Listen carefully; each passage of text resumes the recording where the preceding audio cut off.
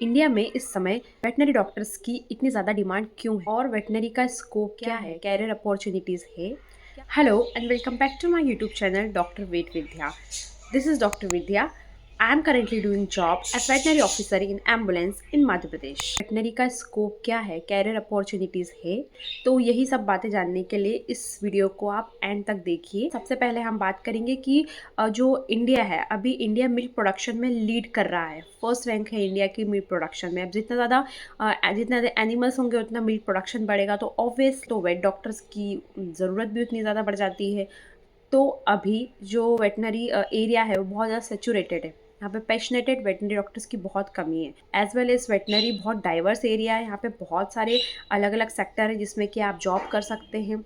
तो इसलिए भी वेटनरी की डिमांड फ्यूचर में ज़्यादा होने वाली है। तो बीवीएससी की डिग्री करने के बाद हमारे पास में कौन कौन सी पोस्ट होती है जहाँ पे हम अप्लाई कर सकते हैं और जहाँ पे हम जॉब कर सकते हैं एज अ वेटनरियन। सबसे पहले हम बात करेंगे वेटनरी असिस्टेंट सर्जन की पोस्ट, या फिर दूसरे स्टेट में इन्हें वेटनरी ऑफिसर या फिर लाइव स्टॉक डेवलपमेंट ऑफिसर भी कहा जाता है।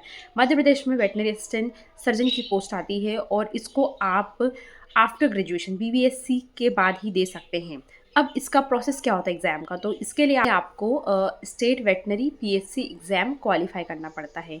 ये जो एग्ज़ाम होता है ये आपका 2 लेवल होता है। पहले होती है इसकी रिटन टेस्ट होता है, दूसरा होता है इसका इंटरव्यू। तो दोनों लेवल को जब आप क्वालिफाई कर जाते हैं उसके बाद आप एज अ वीएस वर्क कर सकते हैं आफ्टर ग्रेजुएशन ओनली। तो बीवीएससी करने के तुरंत बाद आपको ये जॉब मिल जाती है। इसमें आप एज अ वीएस वर्क कर सकते हैं और इसकी सैलरी होती है अराउंड 80,000 टू 90,000 पर मंथ। तो दूसरी जो पोस्ट होती है वो होती है आरवीसी की। तो वेटनरियंस आफ्टर ग्रेजुएशन आरवीसी में भी जा सकते हैं। आरवीसी का फुल फॉर्म होता है रिमाउंट वेटनरी कॉप। तो ये इंडियन आर्मी के अंदर एक पोस्ट होती है जो कि बेसिकली कैप्टन की पोस्ट होती है और इसके लिए एग्ज़ाम देना पड़ता है आफ्टर ग्रेजुएशन एसएसबी का। सशस्त्र सीमा बल का जो एग्ज़ाम होता है वो देना पड़ता है आपको। इसमें आपका रिटन टेस्ट वगैरह होते हैं, फिर इसके इंटरव्यू होते हैं और उन फेस को क्वालिफाई करने के बाद आप एज अ कैप्टन ज्वाइन करते हैं। ये एग्ज़ाम था ये पहले बॉयज़ ही इसमें एलिजिबल थे, अब इसमें गर्ल्स भी एलिजिबल हैं फ्रॉम मार्च 2023।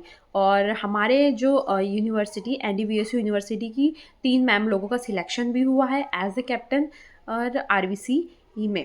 तो आप जो सेकंड है वो आप आरवीसी में भी जा सकते हैं आफ्टर ग्रेजुएशन। तो इसकी जो बेसिक सैलरी होती है वो होती है आपकी 60K टू 1 लाख होती है। तीसरा होता है एकेडमिक सेक्शन। तो आप एकेडमिक सेक्शन में भी जा सकते हैं, पर आपको इसके लिए ग्रेजुएशन के बाद में पोस्ट ग्रेजुएशन करना होगा और उसके बाद में आपको नेट क्वालिफाई करना होगा, पीएचडी करनी होगी। उसके बाद आप एज अ प्रोफेसर भी एकेडमिक में जा सकते हैं। अगर आप बहुत ज़्यादा इंटरेस्टेड है, आपको स्टूडेंट्स को पढ़ाने में भी जा सकते हैं एंड एज असिस्टेंट प्रोफेसर और एज प्रोफेसर आप वहाँ पे जॉब कर सकते हैं। जो बेसिक सैलरी वो होगी 90,000 टू 1 लाख पर मंथ।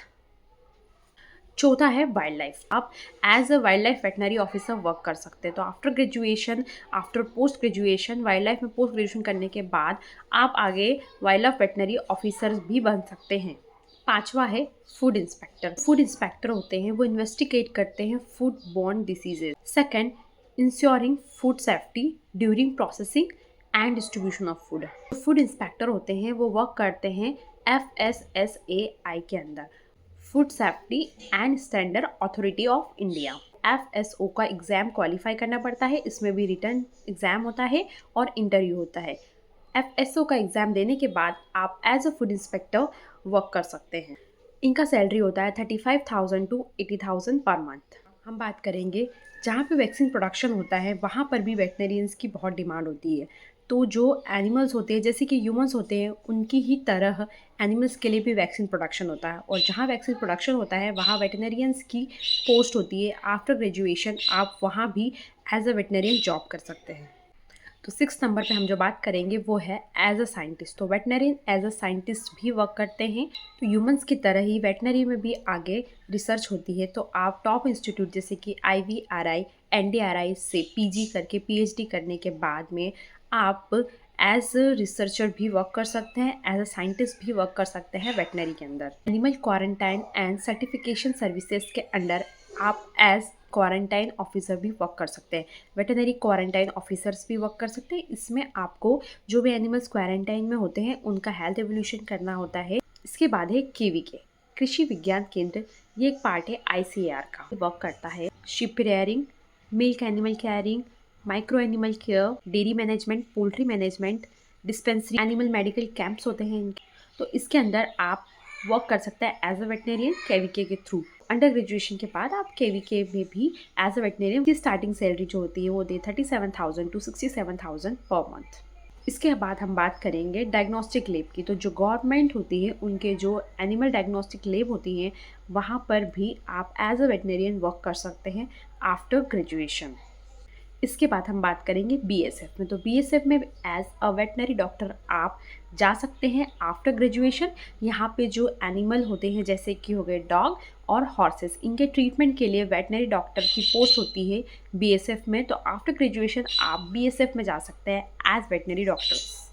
इसके बाद है इंडियन फॉरेस्ट सर्विसेज। तो वेटनरियंस यूपीएससी का एग्ज़ाम देने के बाद में इंडियन फॉरेस्ट सर्विसेज में भी वेटनरियंस जा सकते हैं आगे after graduation. Food and drug administrative. तो veterinarians food and drug administrative जैसे भी वर्क करते हैं। जो भी हमारी ड्रग्स होती है जो एनिमल्स पे यूज़ की जाती है उनकी सेफ्टी को अश्योर करने के लिए फूड एंड ड्रग एडमिनिस्ट्रेटिव्स होते हैं, जहाँ पे आफ्टर ग्रेजुएशन वेटनरियंस वर्क करते हैं।